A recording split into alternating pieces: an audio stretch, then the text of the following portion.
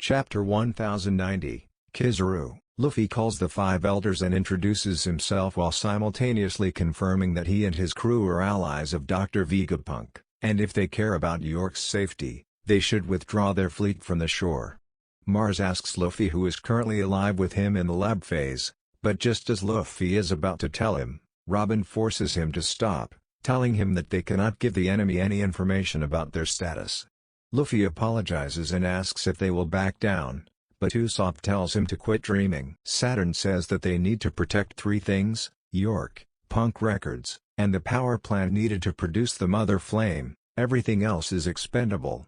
Doberman reminds Saturn that several of their Cypherpol agents are still on the island, but Saturn explains that he is considering the worst-case scenario and that they need to prioritize the safety of the most important things to them.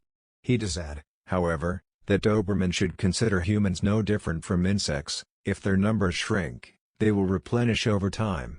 Ultimately, Doberman accepts Saturn's wishes. Back in the lab phase, York tells everyone that if they hurt her now that she has made a deal with the world government, Egghead will be completely destroyed just like Ohara. Her words, however, earns her a smack on the head by Nami, whose aura tries to calm down. Chopper asks Robin if her injuries have recovered and she confirms.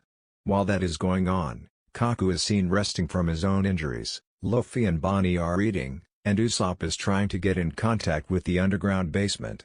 Lucci notes that both Shaka and Pythagoras have been destroyed while Lilith, Edison, and Atlas are heavily injured.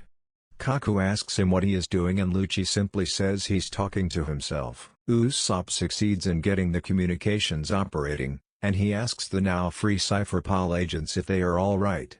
It turns out they provided the agents with food, which most of them were deeply grateful for. They ask to be freed but Usopp says they cannot do that, to which they ask to be moved away from the Seraphim instead. It turns out that the four Seraphim have been contained in bubbles made from the same material as the bubble shields used by the Pacifista Mark III, as they have the same properties as Sea Stone.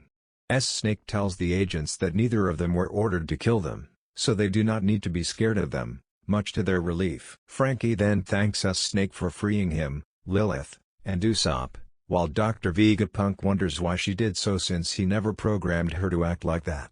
It is revealed that Luffy crossed paths with Snake and mistook her for Hancock, after which he asked her to free his friends, which she did because somehow, she inherited the real Hancock's love for Luffy, which Dr. Vegapunk makes a note of.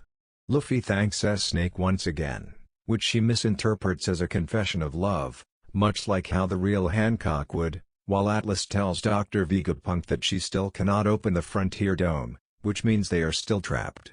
York smugly tells them that she locked everything with a password that she has shared with none of them. Stussy tells Dr. Vegapunk that they are surrounded as he talks to Nami, telling her that they should head in one of the directions her log pose recorded in Wano. Nami notices that one of the needles is pointing northeast of Egghead, and Dr. Vegapunk says that leads to Elbaf, much to the joy of Luffy and Usopp. Dr. Vegapunk says that the crew is fortunate that their ship is on the lab phase stratum, but since the entire coast is blocked by marine ships, they will not be able to leave this way.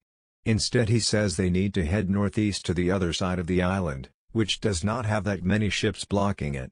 He says that Vega Force 01 can potentially carry them and their ship past the blockade but it can only fly within the airfield of Egghead, after which it will fall down. Thankfully, Frankie tells him that they can use the Thousand Sunny's Kuda burst ability to carry them the rest of the way, which intrigues Dr. Vegapunk. Atlas admits the plan is sound but reminds them that the Frontier Dome will not let them leave, York once again saying they will never get the password out of her. Unfortunately for her, Vegapunk, Atlas, and Edison get to work trying to crack the code. As for Lilith, Dr. Vegapunk tasks her with commanding the Vega Force 01, and she starts heading for the mech with Luffy, Bonnie, and Frankie joining her. Lilith starts gushing over leaving the island for the first time in her life while Luffy says he will miss the food on this island. Bonnie shares the sentiment, and they should bring some, but Luffy tells her that Sanji can just cook for them, much to her joy. Luffy then asks Bonnie why she is in such a good mood now and she says she feels better that she no longer wants to kill Dr. Vegapunk. With the fleet, Saturn is notified about the situation by Lucci, who was somehow able to contact him. Saturn asks Kizaru if he can just slip by the Frontier Dome with his powers, but Kizaru tells him that Senamaru is guarding it. Saturn tells him to ignore him, but Kizaru says that would go against his own ideals. He adds that if they begin their assault, Senamaru will likely order the Sea Beast weapons and Pacifista to attack. Saturn asks about the power plant and Kizaru admits that Lucci was able to relay that information to them.